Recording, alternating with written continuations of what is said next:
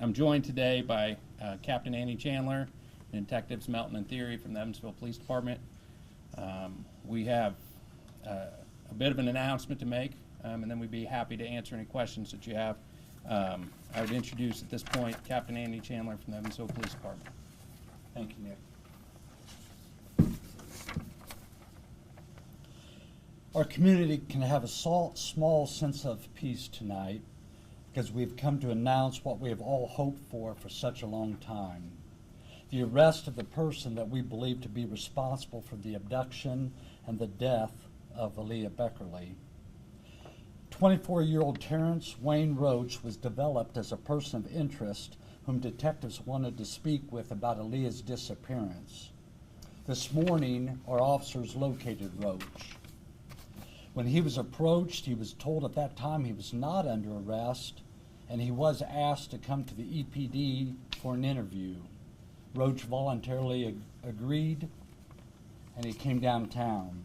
During the course of Roach's interview by Detectives Brent Melton and Kyle Theory, he ended up confessing to abducting Aleah from her home, transporting her to the house on Bedford Avenue, where she was confined, and ultimately she died at that location. Now, I understand that due to the nature of this case and the amount of attention that it has garnered, there's so much information that the public wants to know. We want to know more ourselves. But please understand that this investigation is so very fluid and evolving that we cannot provide you with much else at this time. Rest assured, as we get answers, we will share them with you as long as they don't compromise the investigation. We have no desire to keep things from the public, but we do have a tremendous responsibility to ensure that justice is done, so we must protect much of what we know and much of what we will gather in the event that this case should go to trial. We'd like to thank all of those that have worked so diligently on this case, and we want to thank the Vanderburgh County Prosecutor and his staff for all their assistance and guidance. We still have much to do.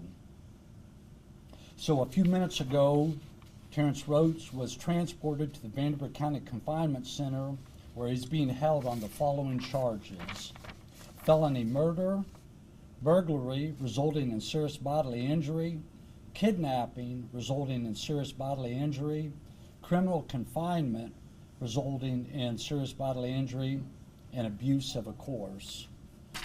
And standing to my left is Detectives Melton and Theory, and they were the ones that were able to secure the confession from Mr. Roach this afternoon. Thank you. I would like to thank everyone that's worked on this case. In particular, obviously, the Evansville Police Department has spent thousands of man-hours on this case, as well as the FBI, the Vanderburgh County Sheriff's Office, the Henderson County Sheriff's Office, the Henderson Police Department, and the Pike County Sheriff's Department, and all the other agencies that contributed to this investigation. It's been a very long investigation, and it is still ongoing. We wanted to have you here this evening to announce that there has been an arrest made.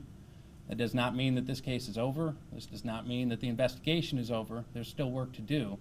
But given the amount of interest that the public and the media have expressed, we wanted to make this publicly available even at this late hour on a Friday. With regard to the charges, we will have until, I believe, next Wednesday to file formal charges. What you're likely to see is murder charged a couple different ways, both as knowingly or intentionally killing a human being, as well as killing another human being while committing or attempting to commit burglary and or kidnapping. Murder carries a sentence of 45 to 65 years. Burglary is a person who breaks or enters the building of a structure of another person with intent to commit a felony. It's a level 1 if it results in serious bodily injury. A level 1 felony carries a sentence of 20 to 40 years. Kidnapping is a person who knowingly or intentionally removes another person by force from one place to another. It's a level 3 felony if it results in serious bodily injury. A level 3 felony carries a sentence of 3 to 16 years. Criminal confinement is a person who knowingly or intentionally confines another person without the other person's consent. That's a level 3 felony if it results in bodily injury to another person, and that again is a level 3, 3 to 16 years. And abuse of a corpse A person who knowingly or intentionally has sexual intercourse with a corpse is a level 6 felony and carries a sentence of 6 months to 2.5 years. So with that, if anyone has any questions, we'll do our best to answer them, but please remember this is an ongoing investigation, so if you get too into the facts, we may not be able to answer. So. Given the number of what appear to be aggravating factors in this, will you be seeking the death penalty? There are only certain crimes that are available for seeking the death penalty or life without parole. That's something that needs to be evaluated. But the first thing that you have to be able to show is that there was an intentional murder. And that is something that, you know, like I said, we're still in the middle of investigating this case. That's something that will be evaluated at a later date. You had a question? Can you confirm that Aleah was pregnant at the time of the death? I cannot. We do not have that information. I believe the autopsy report is still pending. I don't know when that will be available. Will you release that information when you get the autopsy report? Obviously, that's not something that's public record. We'll release whatever information that we can, at which time the investigation is concluded. What's Terrence Roach's connection to the Beckerle family? I'm sorry, I didn't hear what you asked. I said, what's Terrence Roach's connection to the Beckerle family? He is a stepbrother to one of Aleah's younger sisters. Also, you mentioned a burglary charge. What was taken in burglary? Burglary is when you break or enter into a building or structure with intent to commit a felony. Obviously, in this case, we would allege multiple felonies that could have been attempted, such as criminal confinement or kidnapping. Did Roach, during his interrogation, questioning, if you will, did he ever divulge information that he was in some way trying to save Aleah in the beginning and any kind of motive? We're not going to discuss the motive, nor are we going to get in any depth on what was discussed during the interview and the confession. Once again, it is still so evolving, and there's still more follow-ups to do based on our interviews. Is it, I don't know if surprising is the right word, but was it almost a surprise that things moved so quickly? You went from being a person of interest to facing numerous serious violent felonies all within a matter of a couple of hours? In the course of what I've seen over numerous years here, I think I would be surprised at how events turn out, but I'm not. I conclude that to excellent work on the part of as what the prosecutor mentioned, all the various agencies that have been working on this so diligently, as well as the skills of our detectives, particularly Detective Theory and Melton. And There are, let me add to that real quick.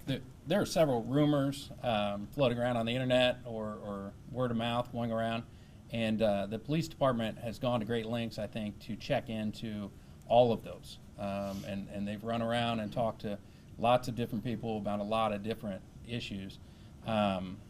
I'm not going to pretend that we're going to be able to answer all those questions this evening, but I can assure you that they've done everything that they can to get out and to chase down any lead that they've had. This case moved very quickly this week once the body was discovered and once a person of interest was located. sorry, go ahead. Are you all willing to divulge at this time where that information came from? Now that the people have been cleared as persons of interest?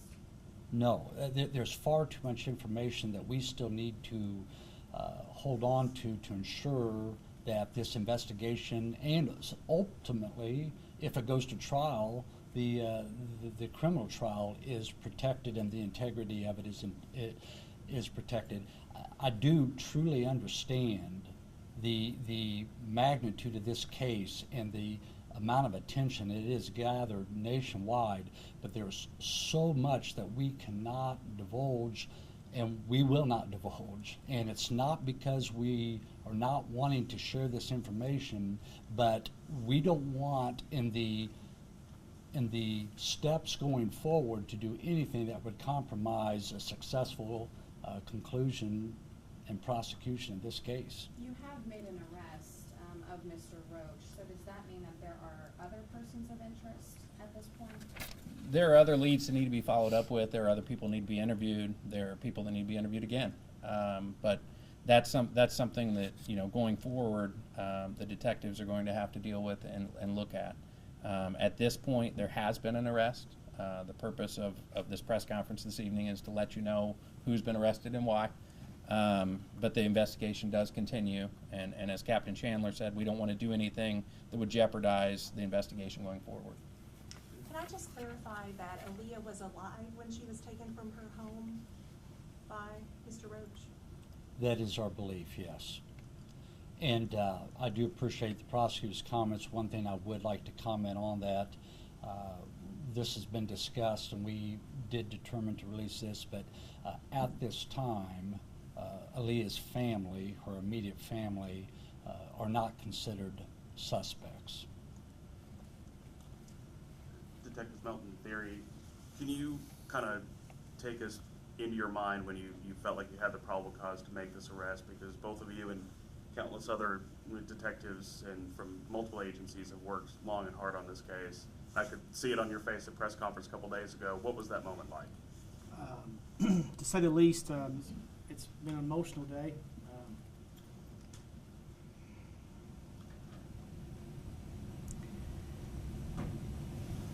This has been 8 months emotional. I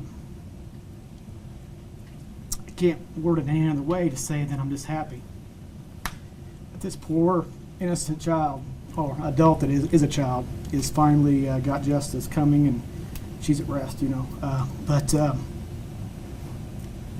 Yeah, it's an emotional day. That's all I can really say.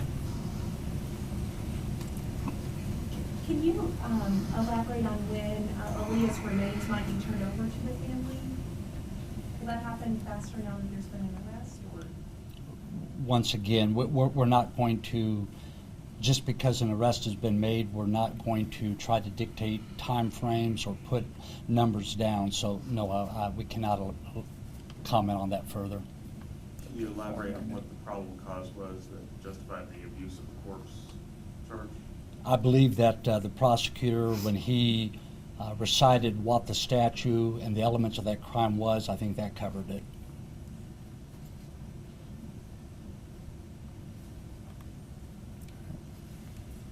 Thank you for being here. I know this wasn't the most convenient time for anyone, but thanks for being here and making an effort to be here to hear this announcement.